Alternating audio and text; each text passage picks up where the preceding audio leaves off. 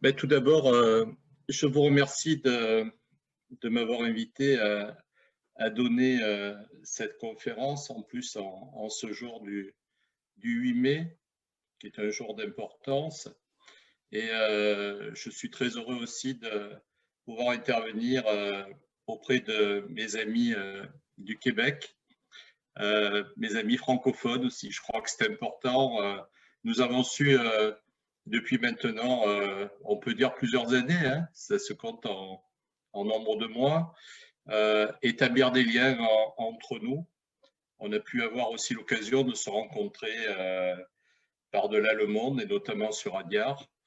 Et je crois que ces liens sont importants pour continuer à réfléchir, notamment, et c'est la question qui me préoccupe, quels sont l'impact du mouvement théosophique, quel est l'impact du mouvement théosophique sur les grands domaines de la société contemporaine. Alors ce soir, nous parlerons, nous échangerons autour de l'art, mais il y a également un impact très fort sur la littérature, sur la poésie, sur les sciences également, et sur l'éducation, notamment la nouvelle éducation. Donc ce soir, nous allons parler essayer de comprendre un petit peu quelle a pu être cette influence relativement importante des idées théosophiques dans l'art, et notamment dans cette période fin 19e, début 20e. Alors, c'est vrai que peu connu est l'impact de ces idées, des idées du mouvement théosophique sur la révolution qui a peut-être pu s'opérer dans ce qu'on appelle les arts plastiques en ce tout début du XXe siècle, autour de peintres tels que Kandinsky, Mondrian, Kupka, mais également Malevich, Klee, et on pourrait citer également Roerich. Aujourd'hui, les nouvelles expositions relatives à l'impact de ce courant n'hésitent plus à mettre en avant les liens entre le mouvement théosophique et ses artistes. Cette révolution des idées et les concepts également qui en découlent mettent également en avant le nom de Blavatsky, comme nous le verrons, et son ouvrage majeur, La doctrine secrète. On le voit donc, le mouvement théosophique peut être considéré à l'origine de l'art abstrait en Europe. Certes, ce développement de l'art abstrait n'est pas lié essentiellement qu'au mouvement théosophique. Mais on peut dire que les idées théosophiques vont peser de façon majeure sur les idées et sur le style de ces peintres que nous allons évoquer ensemble ce soir. Kandinsky, qui est considéré un petit peu comme le père de l'art abstrait, notamment par son écrit majeur, qui est du spirituel dans l'art, notamment dans la peinture. Alors c'est un ouvrage majeur, parce que nous le verrons, Kandinsky ne sera pas théosophe, mais dans cet écrit, il cite abondamment ses sources, notamment, il nomme plusieurs fois Elena Blavatsky, il nomme également Leadbeater, notamment dans l'ouvrage Le monde visible et invisible. Donc les idées théosophiques sont mises véritablement à l'avant.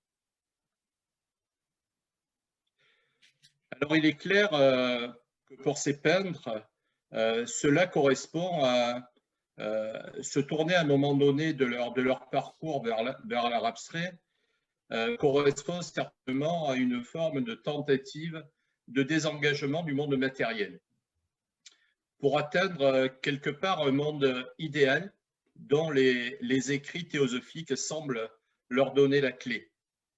Alors, qui sont donc ces artistes? Je commencerai par Kandinsky, revenir un petit peu sur Kandinsky, et ensuite Mondrian, Et ensuite, si vous le voulez bien, nous ferons une pause permettant les échanges. Ensuite, je traiterai de Kuka et Gauguin.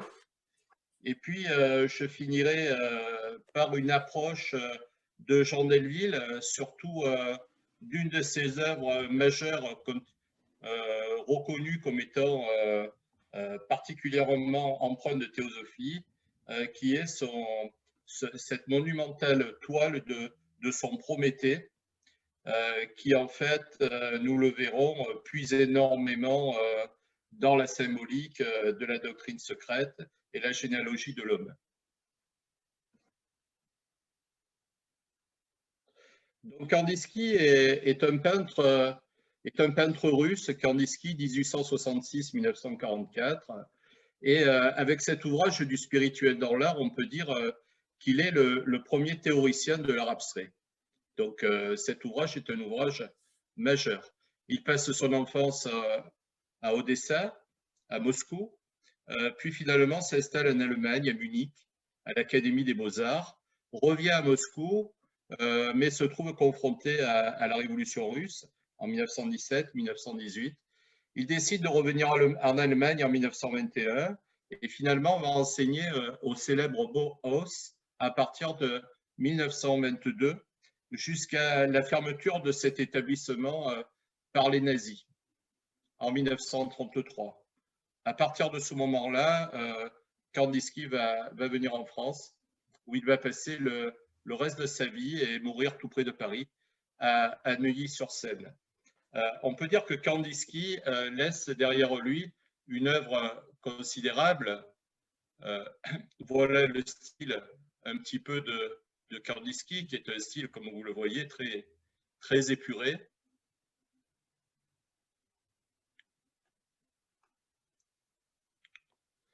Alors,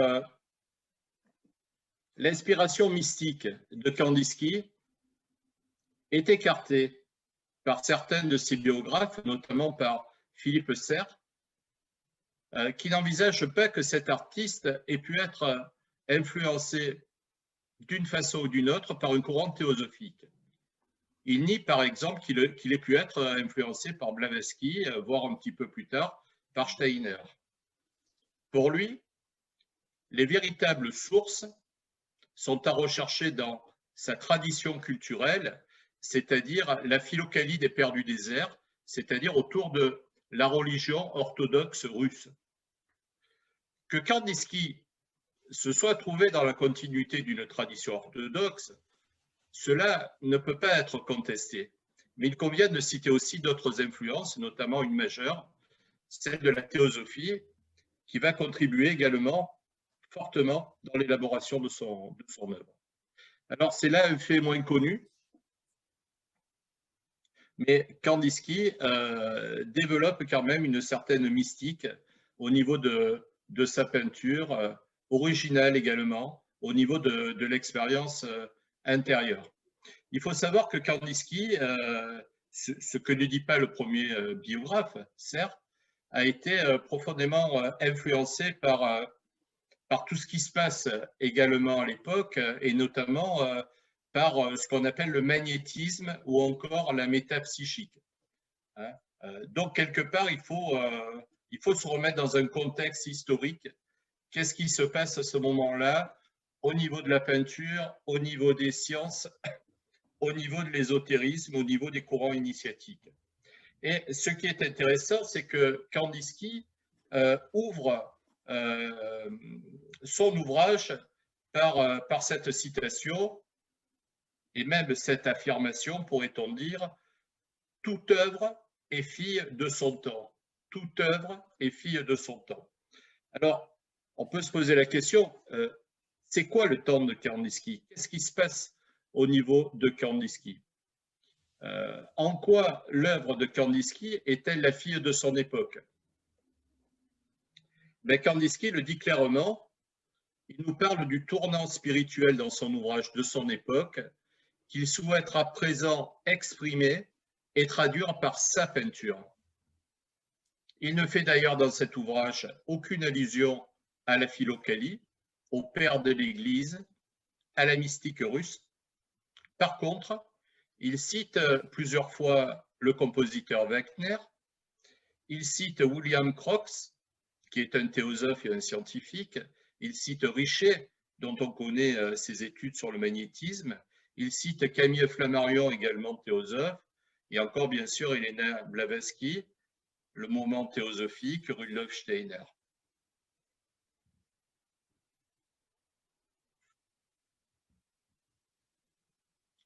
Cet attrait de Kandinsky pour les recherches psychiques vient rejoindre ses préoccupations artistiques. Dans l'approche de Kandinsky, n'ont certainement pas été suffisamment prises en compte des spéculations autour de ce qu'on appelait à l'époque au XIXe siècle, en cette fin du XIXe siècle, la perception ténébreuse des somnambules, la lucidité magnétique ou encore la seconde vue. D'ailleurs, un autre de ses biographes, Michel Henry, qui a écrit cet ouvrage que je vous présente, Voir l'invisible sur Kandinsky, développe plus certainement l'aspect mystique et l'intérêt de Kandinsky pour ces différents courants que sont le magnétisme et le psychisme. D'ailleurs, courant extrêmement en vogue en cette fin du 19e, début 20e siècle.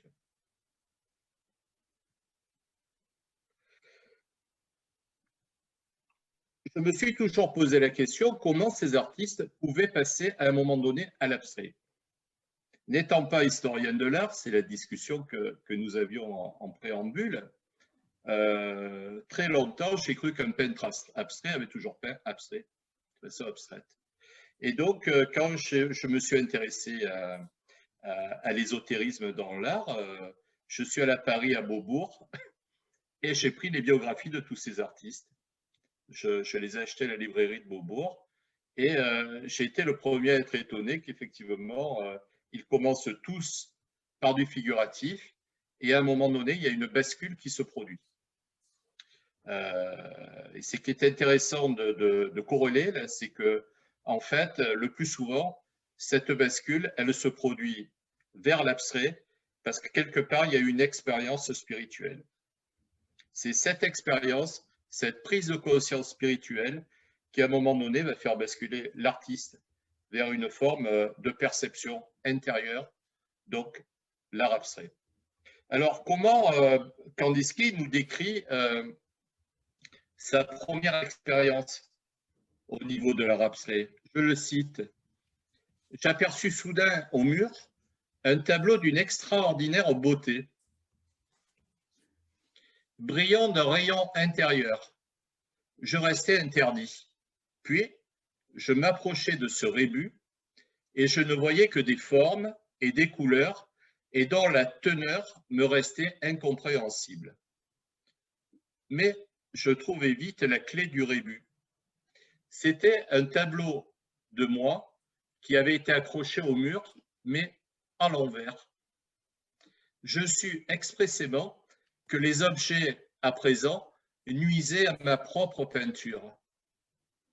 Qu'est-ce qui doit remplacer l'objet? Point d'interrogation. Voilà ce que nous dit Kandinsky lorsqu'il commence à parler au niveau de l'abstrait. Comment lui est venue l'idée de l'abstrait?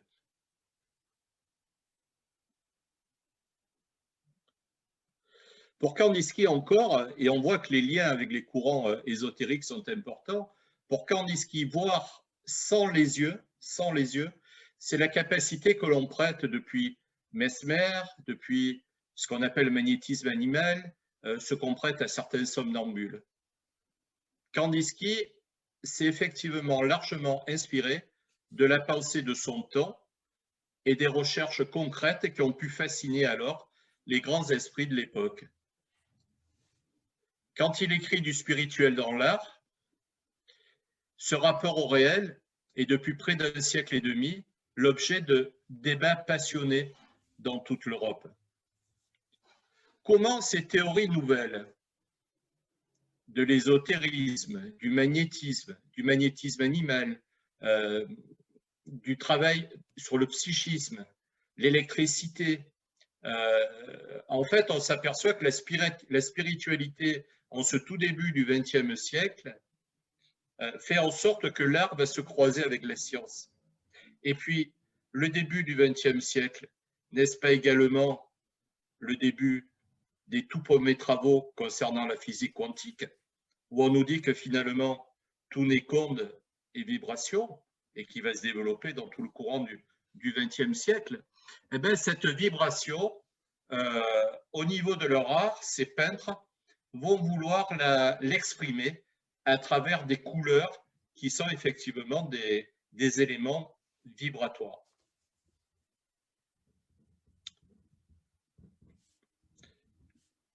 Une autre citation de Kandinsky, il nous dit, je cite, « Je bridais mes sens, écrit-il, afin qu'ils ne puissent plus entendre, voir ou toucher. Seul mon esprit entrant en relation avec les choses. »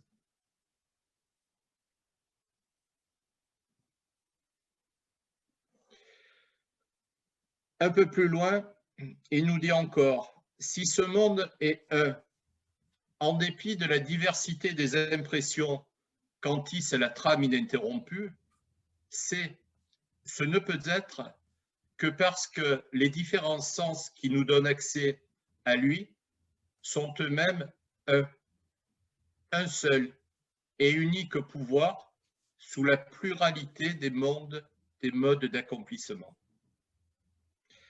Alors il se pose des questions, y a-t-il une action de la couleur sur l'esprit humain?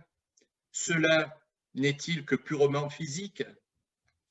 Leur association et les pensées qu'elle suscite sont d'ordre essentiellement physiologique ou font-elles appel à d'autres états de conscience?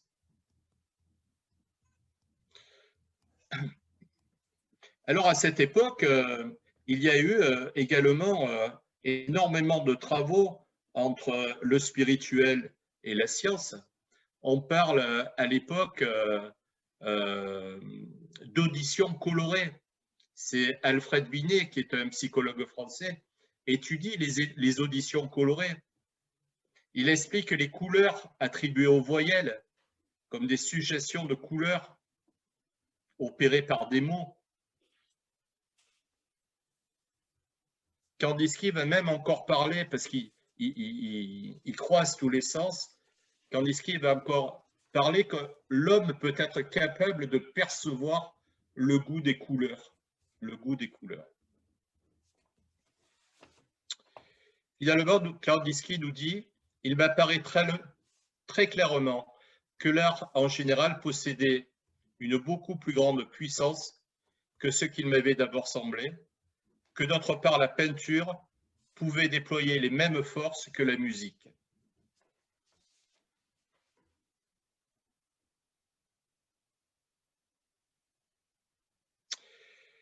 Alors on le voit, Kandinsky, pour en arriver à cette approche, il faut lire absolument du spirituel dans l'art. Cite à un moment donné dans l'ouvrage Charles Leadbeater,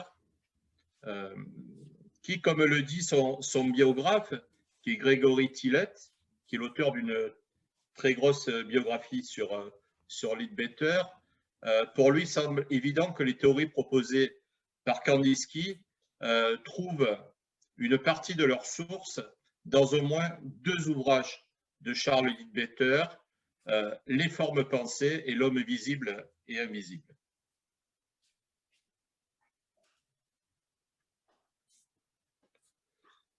Donc on le voit, ce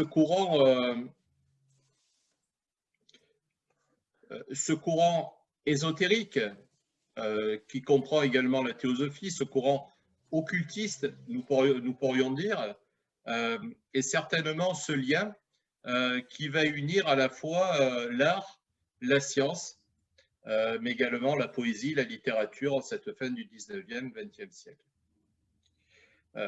Pour certains, il n'y a pas d'influence de ces courants comme nous l'avons vu. Mais pour Robson Gibbings, ce dernier écrit « Alors que la plupart des spécialistes de l'art affirment que l'art abstrait fut une innovation purement allemande qui commença à Munich avec Kandinsky, lui tient à ce que cet art abstrait n'est en fait qu'un sous-produit des manifestations astrales révélées par la théosophie, le spiritualisme, c'est-à-dire le spiritisme et l'occultisme. » Donc on voit déjà qu'avec Kandinsky, on a cette influence importante de l'ésotérisme, de l'occultisme et tout particulièrement de la société théosophique.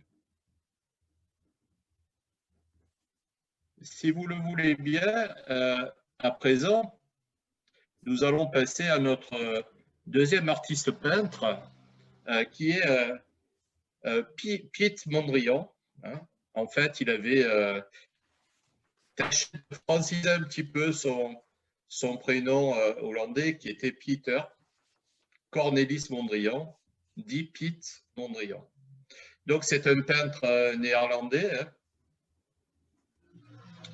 Il est reconnu à partir de 1912 comme un pionnier de l'art abstrait. Hein. À ses débuts, c'est un peintre réaliste, comme je vous le disais, comme la plupart, réaliste, figuratif, très soucieux de représenter la nature sous tous ses aspects, parce que pour lui, c'est la nature qui lui permet l'accès aux vérités spirituelles. Et puis, on va voir qu'à partir de 1904, sa peinture peu à peu va changer et que les paysages vont laisser la place à des scènes d'intérieur ou d'extérieur avec un abandon des tonalités nuancées au profit de longs aplats de couleurs, comme on peut le voir peut-être sur déjà cette toile, le phare de Westkapelle, qui doit être de 1911, si je ne me trompe pas.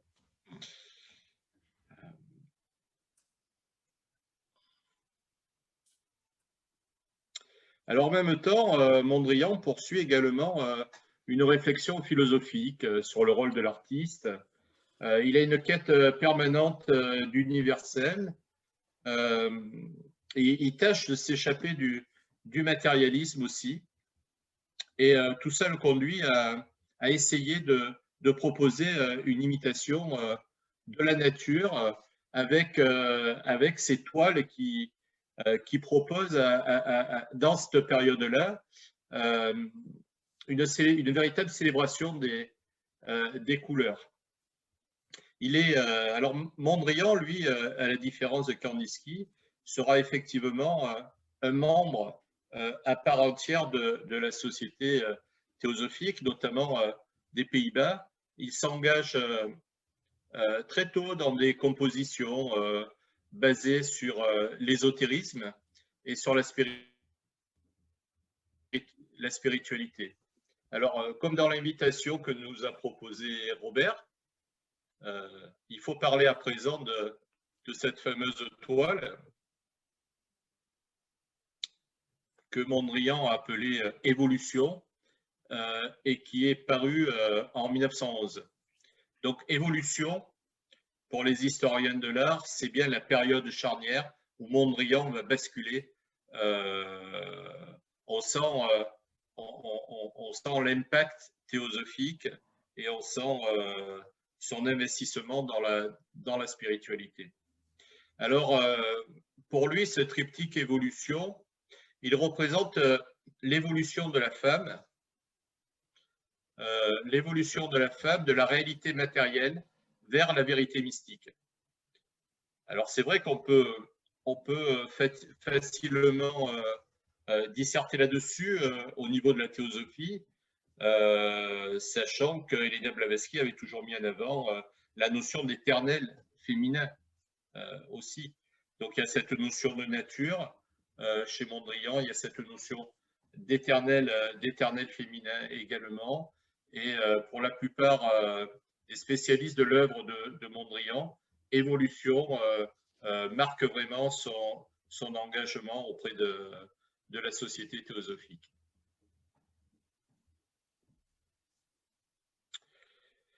Donc, il décide à partir de 1912-1914, finalement, de se rendre à Paris.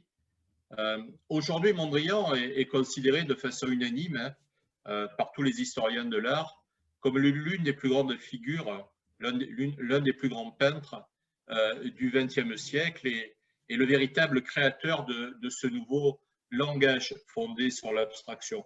Autant on pourrait dire que Kandinsky en est le théoricien, autant Mondrian en est le véritable élaborateur fondateur. Alors, on va voir chez Mondrian, il y a également énormément de périodes. Hein.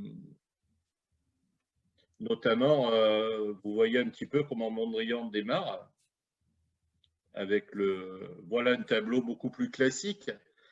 Enfin, tout est relatif.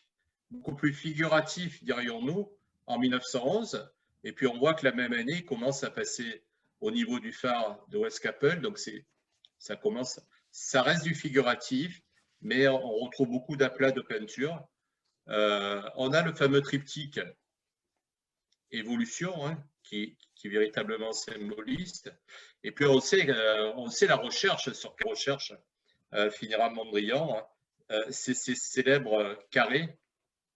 Hein, voilà.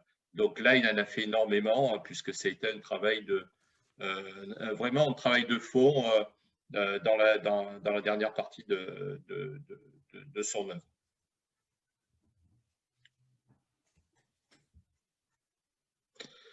Alors, un de ses biographes, Michel Seuphor, nous parle beaucoup de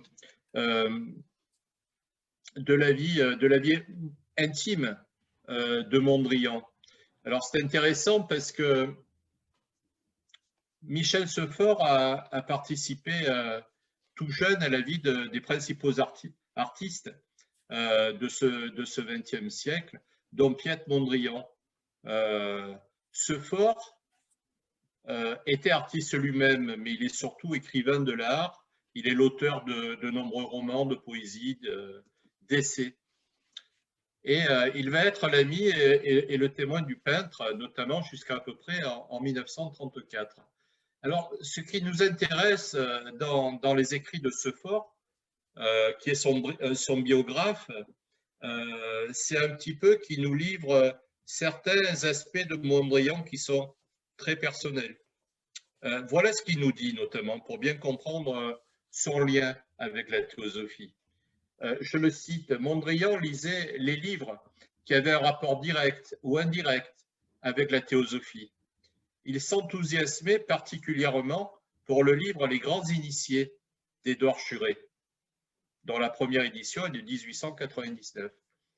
Bien des années plus tard, Mondrian parlera encore de ce livre à ses amis. Et il se souvient même, dans une lettre qu'il lui adressa en 1934, lorsqu'il habitait dans le Midi, il lui parlera encore des Grands Initiés d'Édouard Schuré.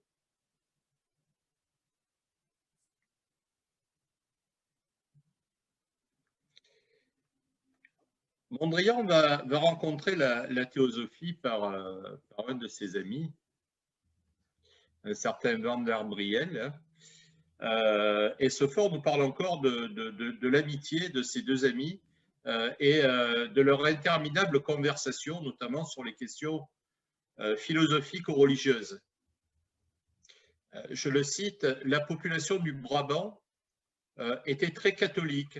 La messe, les sacrements, les dogmes, les symboles soulevaient des problèmes très nouveaux pour Mondrian, ce jeune protestant. Finalement, malgré toute la sympathie qu'il ressentait pour les gens de cette province, c'est dans la théosophie qu'il trouvera la libération de son calvinisme natif et l'élargissement de son horizon culturel. La société de théosophie était alors en pleine croissance en Hollande, aux Pays-Bas.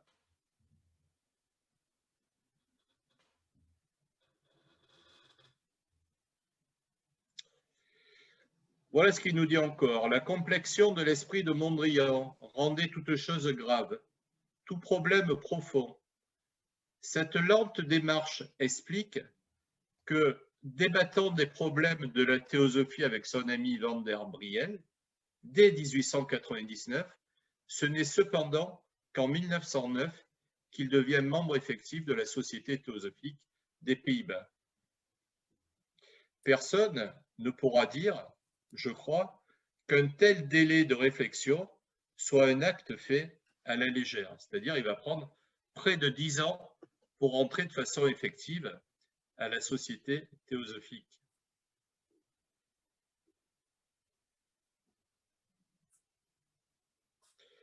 Alors, des recherches ont été faites par Michel Sefort, notamment auprès de la Société théosophique des Pays-Bas, pour essayer d'en connaître davantage sur le parcours de Mondrian au sein de la section hollandaise. Voilà ce qu'il nous dit.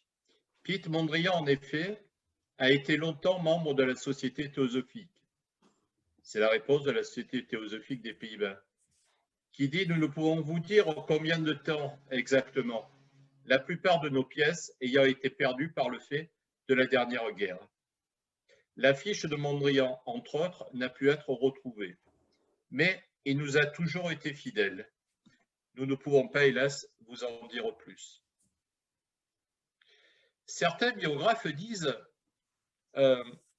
finalement l'adhésion son adhésion à la Société théosophique a été un acte de jeunesse, mais disons que cet engagement n'a pas perduré. Michel Sefort nous indique tout de même un certain nombre de choses. C'est que quand Mondrian va commencer à se trouver en France, il ne va plus évoquer les problèmes de spiritualité, ses problèmes intimes et personnels. Je le cite, une sensibilité excessive lui avait donné la pudeur des choses qui risquent de ne pas être comprises ou d'être mal interprétées. Donc, à partir de son arrivée en France, Mondrian va être relativement secret sur ces choses-là. Il disait notamment « C'est dans mon travail que je suis autre chose, mais en face des grands initiés, je ne suis rien. En face des grands initiés, je ne suis rien. » C'est bien une preuve de réflexion spirituelle et effectivement teintée de théosophie. Il nous dit encore, son biographe, nous disons notamment que, on le verra dans la citation, Mondrian ne gardait jamais de livres. Hein, en général, il les lisait, il les rendait, il les donnait. Et l'anecdote que je vais vous lire nous paraît intéressante. Je cite encore son biographe.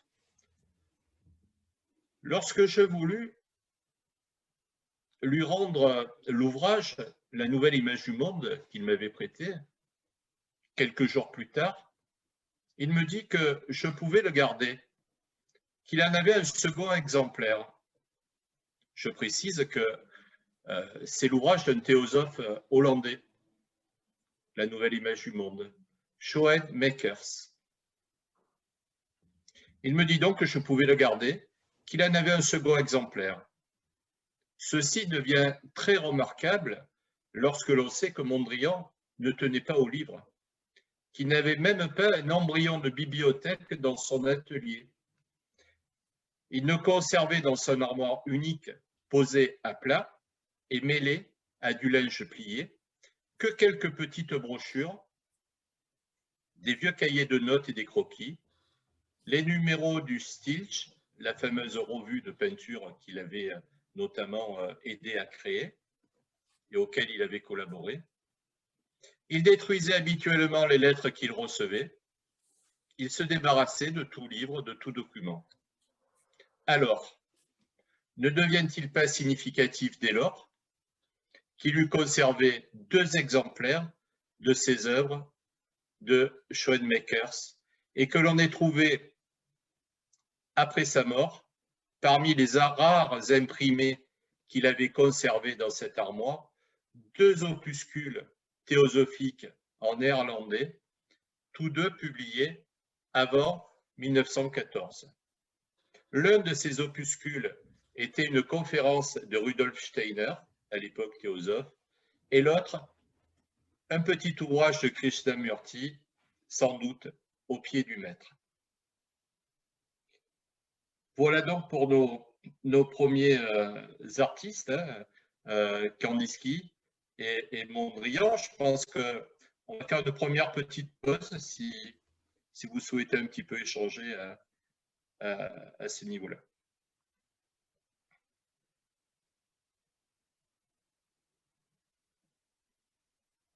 Jacques, pour faciliter la prise des questions, peut-être fermer le partage pour me permettre de voir la mosaïque déjà. Voilà.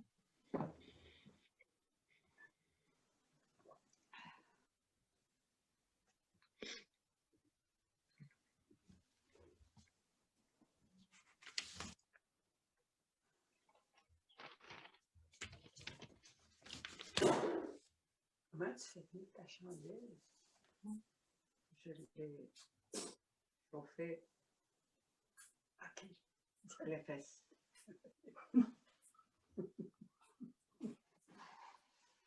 Gertrude? Bonjour Jean et pour tout le monde. J'ai bien aimé l'idée que les sens s'interpénètrent en quelque sorte. Et il y avait entre autres Baudelaire qui avait fait tout un poème autour de des sons associés aux voyelles. C'est un classique, je pense. Mais je me demandais aussi si Chagall avait eu des liens, parce qu'ils étaient tous les deux russes, dans le fond. Ils ont vécu à peu près à la même époque, en France aussi. Je suppose qu'ils se sont voisinés de quelque façon. Je ne sais pas si c'est au courant. Et non, je le sais pas. J'imagine qu'ils ont dû se voir quelque part. Je ne l'ai pas rencontré dans les Non? parcours de Mondrian que j'ai pu faire, ou OK. enfin de Mondrian, mais surtout de Kandinsky, hein, puisque. Oui, Kandinsky, à qui je pensais surtout. Mais ce mélange des sens, si on met dans le contexte, il y a vraiment des réflexions à cette époque là-dessus, sur les sens, les couleurs, les odeurs. D'ailleurs, Kandinsky dit que il pourrait peindre le goût, quasiment, quoi. Il pourrait donner une couleur au goût. En fait, on est dans la vibration, quoi. Et moi, j'ai mis un petit peu de temps à comprendre. Je travaillais sur la peinture abstraite en essayant de comprendre comment a été initié ce mouvement. Et puis après, j'ai fait le pont au niveau des courants ésotéristes et de l'occultisme. L'occultisme est en fait un mouvement qui ne dénigrait pas du tout les apports scientifiques, mais qui essayait de faire un pont entre spiritualité et science, notamment, mais en les prolongeant, hein, notamment la théosophie, j'allais dire, est évolutionniste. Hein, voilà, elle ne remet pas en cause les théories de l'évolution. Loin de là, elle dit que l'évolution n'est pas seulement humaine, hein, elle se situe aussi à d'autres plans. Et puis, mais je me suis dit, mais c'est sûr, cette idée de vibration, etc., il se passe des choses au niveau de l'électricité, il se passe des choses au niveau de la physique quantique, et en fait, tout s'interpénètre. Et en fait, il cherchait à ce niveau-là, y compris au niveau du chant. Un peu plus tard, quand j'ai analysé Delville, Jean Delville était peintre, mais on le verra un petit peu plus tard, il a fait pour son ami Scriabine, qui était un compositeur de musique, un pianiste russe, également théosophe. Delville va peindre son Prométhée, mais il va faire également un dessin de Prométhée pour la partition de Scriabine sur Prométhéeus ou le poème du feu. Lui aussi, Scriabine dans la musique et sur Prométhée. Et on va voir que là, il y a un passage de la musique à la peinture et qu'il y a également, en ce qui concerne Scriabine, la volonté à la fin de son poème du feu de faire chanter un chœur et de leur faire chanter que des voyelles. Et donc, ça peut faire l'objet certainement d'autres réflexions, d'autres conférences, etc. Mais dans ce qu'on peut appeler le chant, la musique, il y avait une véritable aussi recherche spirituelle au niveau des sons, au niveau des voyelles, au niveau vibratoire. Je suis tombé sur un ouvrage d'un certain Bailly, B-A-I-2-L-Y, qui était un Français, hein, qui était un peu un compositeur, pas très connu, mais qui a composé un certain nombre de pièces, notamment pour un congrès théosophique en France. Et il a publié aussi un ouvrage justement sur les voyelles, où il dit que les anciens Égyptiens également avaient des chants qui étaient en lien avec ce qu'il appelle lui les divinités planétaires, avec les planètes. Donc quelque part, on a là une forme d'hermétisme, hein, ce qui est en haut comme ce qui est en bas, une sorte de correspondance plutôt et d'analogie, sous la forme d'un hermétisme nouveau, hein, j'allais dire, du XXe siècle. Mais je n'ai pas eu d'interconnexion Chagall, Mondrian, Kandinsky à ce niveau-là. Mais je reviens, mais je constate à t'entendre et avec des connaissances que je peux avoir, la culture russe, dans le fond, a été très sensible, parce que Mme Blavatsky, russe, donc il y a quelque chose au niveau de la sensibilité de cette nation-là, en quelque sorte, par rapport à une réceptivité peut-être plus grande par rapport à Shambhala, peut-être, qui n'est pas trop loin. Oui. Alors pour Blavatsky, pour Elena Blavatsky, on sait les liens qu'elle avait avec des tribus qui étaient au fin fond de la Russie, qui étaient de tradition bouddhiste ou chamane. Hein, on est quand même sur une terre très, très chamanique hein, aussi, même si tout ça va se superposer à la tradition orthodoxe, etc. Quoi. Mais à cette fin du 19e, ce sont des pratiques qui sont encore très, très fortes, très importantes, du moins dans la culture de ces sociétés-là. Hein. Peut-être une approche plus forte en la nature, mais qu'on va retrouver aussi dans d'autres cultures un peu plus occidentales. Il y a André qui a levé le doigt tantôt, puis je vois Martine qui se manifeste. Moi aussi. Pardon, j'ai manqué. Qui donc? Martha. J'ai pas vu si Martha était devant André là. Allons-y avec André ou Martha et Martine. Deux choses, Jean.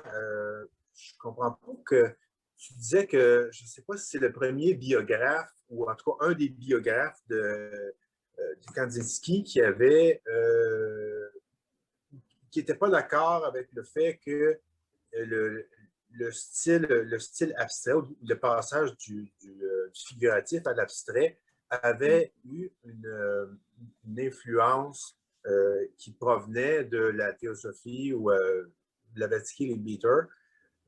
Si lui-même, Kandinsky, avait cité nommément, d'après ce que tu disais, Mme Blavatsky et les Beater dans l'influence de ses œuvres.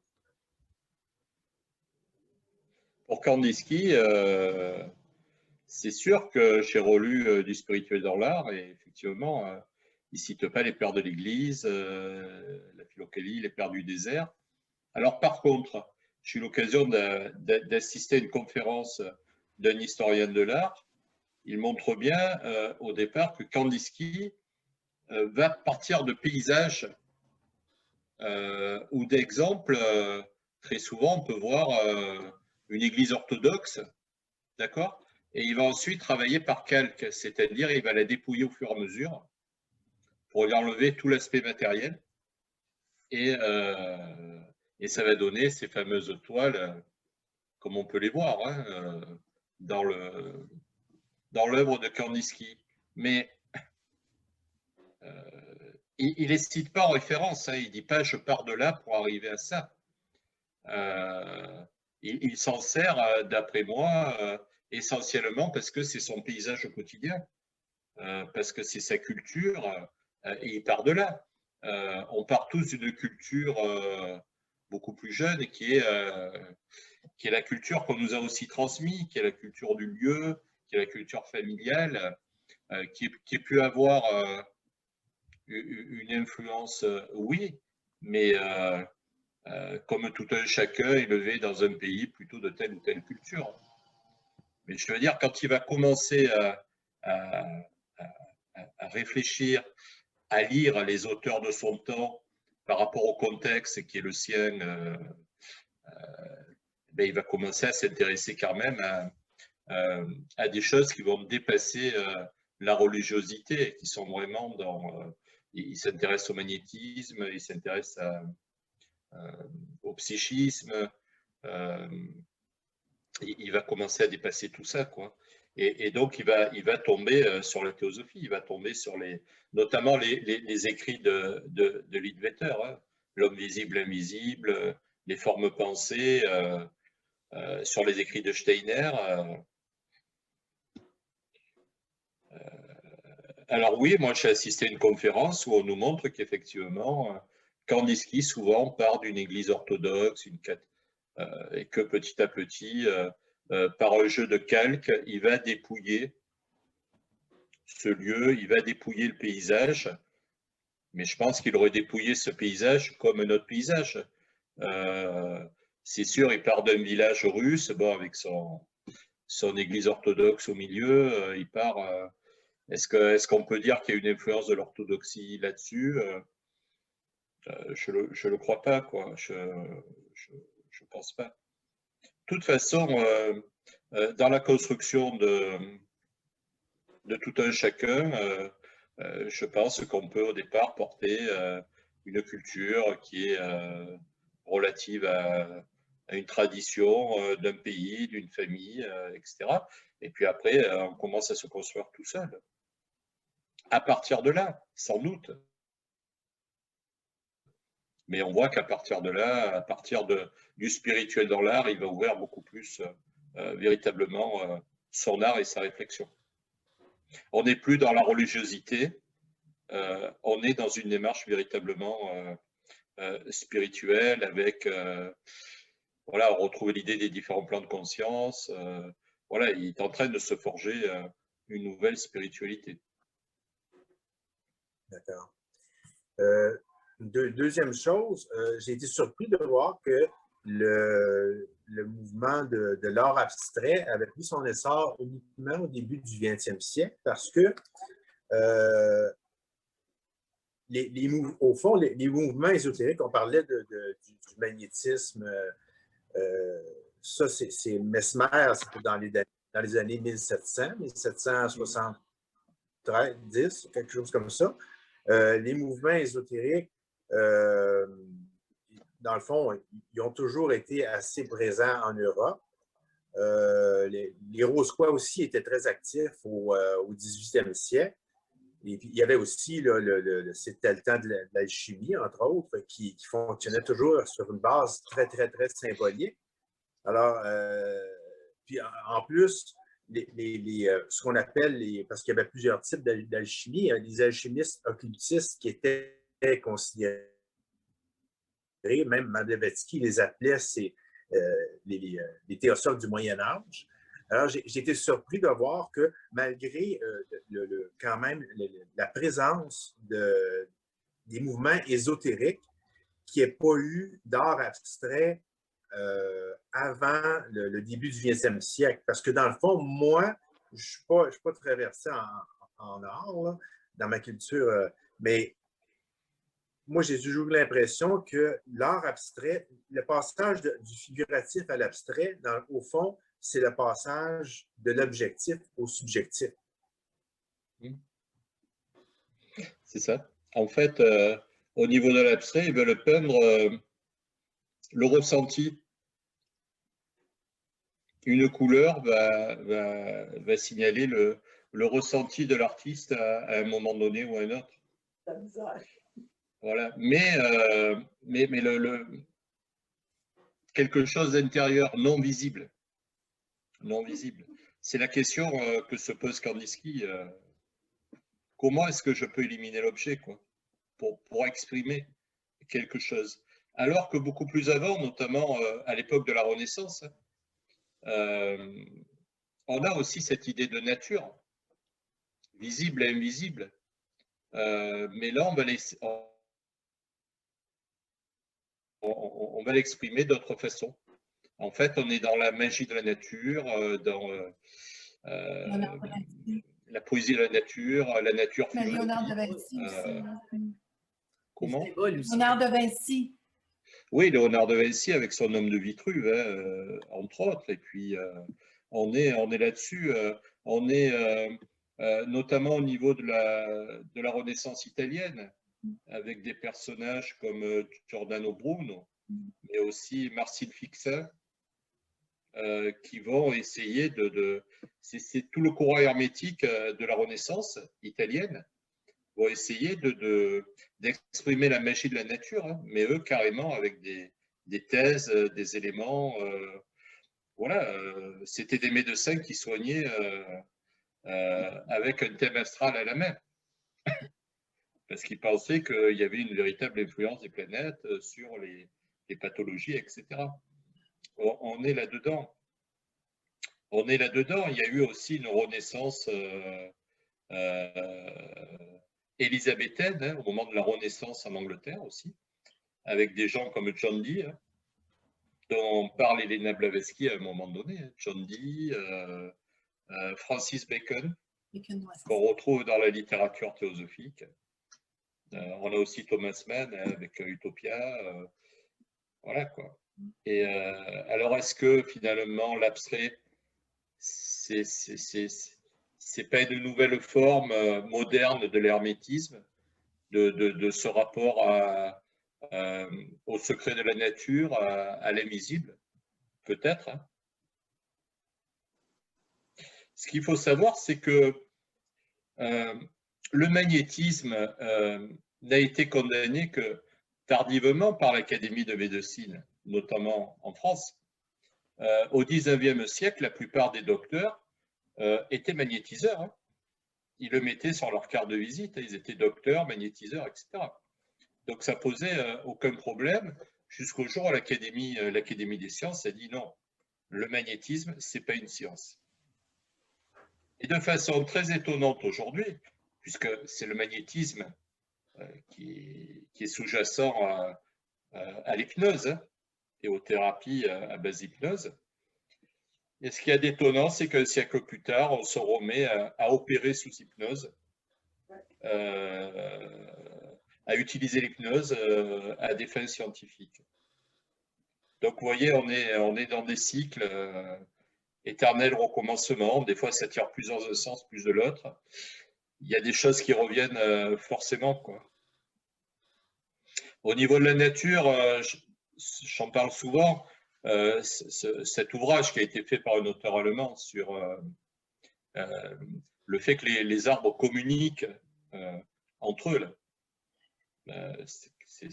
Voilà, il y a des scientifiques qui sont penchés là-dessus, effectivement, s'aperçoivent que des groupes d'arbres arrivent à s'envoyer des informations par le biais d'un champignon, hein, en se prévenant, en se protégeant de certains ennemis parasites, etc.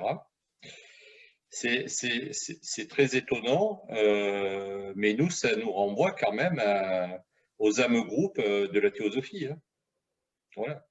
Donc, on va s'apercevoir, sur le plan scientifique, ou du moins sur un plan intuitif, peut-être que nos anciens avaient perçu des choses qu'on est en train de remettre à jour avec des données purement scientifiques aujourd'hui, quoi. J'aimerais peut-être Merci. qu'on laisse Martha, qui tantôt voulait intervenir, puis par la suite, Martine, je ne sais pas si, suite à ces deux questions, on pourrait passer à la seconde partie. Oui, je voulais juste peut-être comprendre un peu mieux. Il y avait ce tableau des trois femmes et tu as parlé de l'éternellement féminin. Est-ce que tu pourrais élaborer un petit peu ce sujet?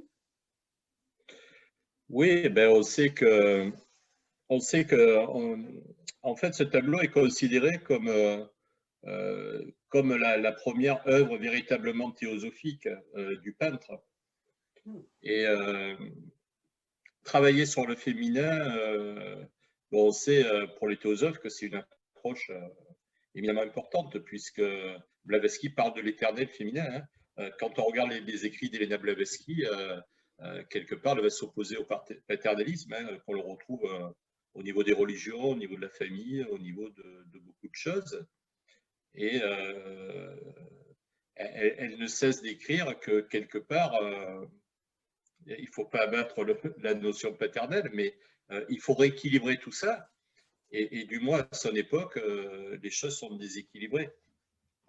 Donc, on est vraiment dans un renouveau féminin.